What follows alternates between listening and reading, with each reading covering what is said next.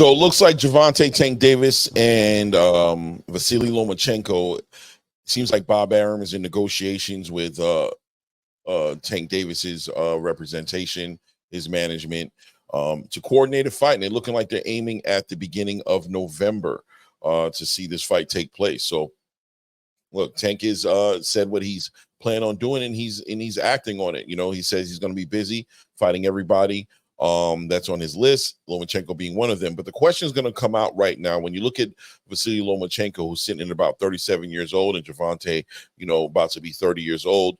The time for this fight, a lot of people are going to say, was maybe about 5+ years ago, right? About 5+ years ago, Vasily Lomachenko was in his prime. And Gervonta Tank Davis was really just becoming the star that you see him being today. At the time, he was still underneath the Mayweather promotion banner. So now that he's free and can put his own events together and move the way he wants to move, he's his own brand. He's a machine within himself. And Lomachenko is now just did a resurgence, really coming back from a little hiatus that he took due to the conflict going out in Europe between Russia and Ukraine. He went there to help his country. Very honorable thing to do, but came back. When Lomachenko did come back, he came back and had I believe he had a pretty much a tune-up or a fight with what's my guy's name, Jermaine Ortiz.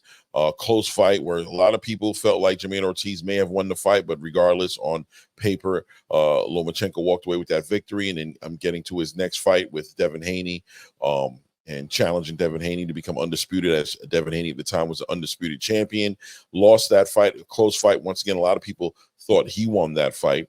And then the following fight after that, taking a little bit of time to get his head together, but ultimately went and challenged George Kambosos in Australia to become a unified champion, being that George Kambosos was sitting on an IBO championship, which some people don't consider to be a real championship belt, but I'm going to recognize them. And of course, the IBF belt that was vacated by Devin Haney when he left and moved up to become a super lightweight.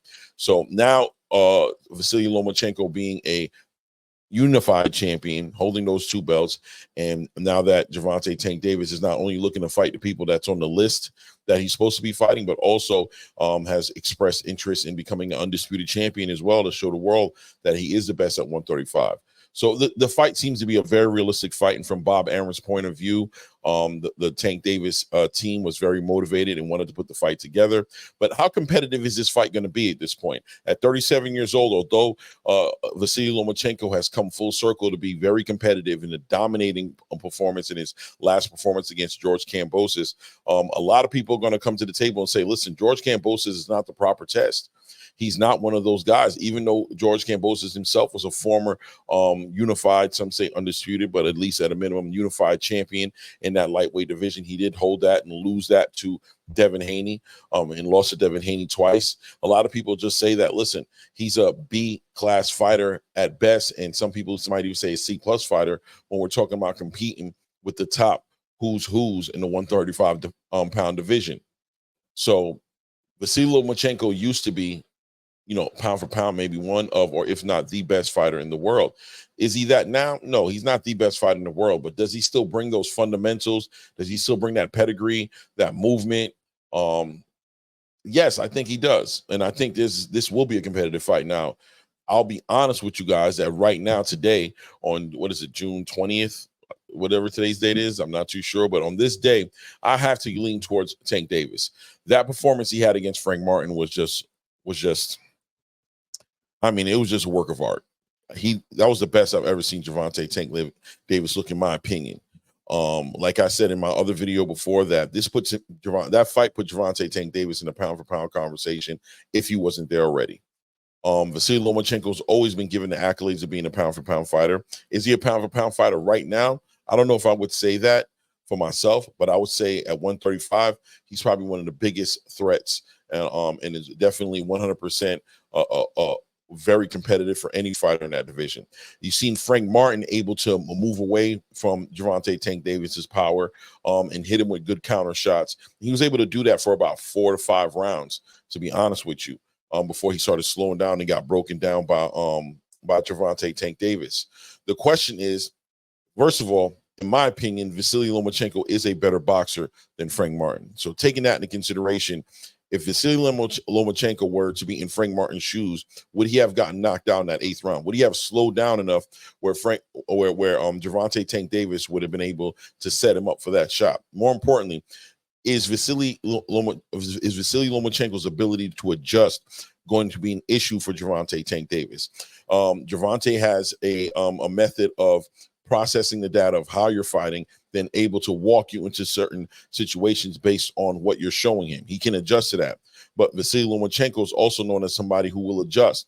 If you look into when he was fighting against Devin Haney was finding a lot of success within that first 2 to 3 rounds, maybe even 4 rounds, with a body attack, was being aggressive, walking Vasily Lomachenko down. But Vasily was able to adjust accordingly to give Devin Haney issues, to where Devin Haney had to come back in the corner and let his father know, listen, he's figured that out. That's not working anymore. So Vasily's going to break down issues. He's going to face the issues, and he's going to adjust in a way to where those aren't going to be issues anymore as the fight is moving forward. And what's that going to cause? It's going to cause Tank Davis to go ahead and adjust accordingly as well. So this could be a very tactical, cerebral boxing IQ game going on that we get to witness. I think it has the possibilities and the ingredients to be a great fight. One of Gervonta Tank Davis's biggest challenges up to date. But we can't act like the age isn't going to be a factor. You know, when you get that old, you start getting into your late 30s, heading close to 40, everything starts to matter. And the age may play a role in this fight on Vasily Lomachenko having the knowledge of how to approach this fight, but his physical ability to actually implement that knowledge and do it in a way to where Gervonta Tank Davis's ability, who's a 30-year-old, young, vibrant, in his prime fighter, is not going to be able to be faster and process data quicker, and therefore giving Vasily Lomachenko the ultimate derailment, which is knocking him out, right? We know that's what Tank is trying to do. I'm not sure one way or the other. I think it's going to be a great fight. I think Vasily Lomachenko looks like a fighter who's a very committed fighter to his craft. He looks like he's super committed to his craft. I'm not sure about how he drinks and how he lives his personal life, but from my experience in watching Vasily Lomachenko fight, I'll be honest with you, I've never seen anything that would lead me to believe that he's not going to be 100% ready for this fight. I don't see any ailments on him. I haven't seen him slow down, to be honest with you. He did have some not so great moments fighting against Jermaine Ortiz. He did have some moments in the fight with Devin Haney, where Devin was giving him issues. But like I said, a lot of people walked away feeling like he beat Devin. And Vasily Lomachenko is better than Frank Martin. I mean, you guys let me know what you think, man. Do you think he's better than Frank Martin or not? And at the end of the day, when we're talking about boxing and how Tank has been winning his fights and how he's been approaching his fights, really capitalizing off the holes and the weaknesses that his fighters are showing him, how many holes and weaknesses you guys think Vasily Lomachenko is going to show Gervonta? I'm sure he'll show a couple, but I'm sure as well Vasily is going to see some holes in Gervonta's fight as well.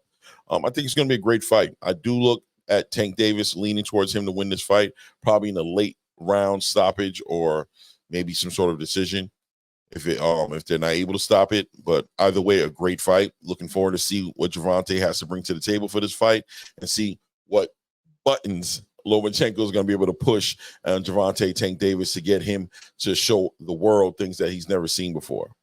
You guys let me know what you think in the comments. It's your boy Claymore Rain. It's an ATP Combat Media Show, guys. As I say at the end of all my videos, we are over 960 subscribers, working on getting over 1,000 subscribers. Once we hit that 1,000 subscriber mile mark, we are doing a great heavy cash giveaway to the community. And shout out to Charles Edward Cheese, as via Charles Edward Cheese and through the contributions of Charles Edward Cheese, we're going to be able to do that cash giveaway. So shout out to everybody who's been subscribed. If this is your first time tapping into the content, I invite you to take your time to go down, hit that subscribe button, hit your bell icon so you get alerts when all this content is dropping. And at this point, it's your boy Rain. We out.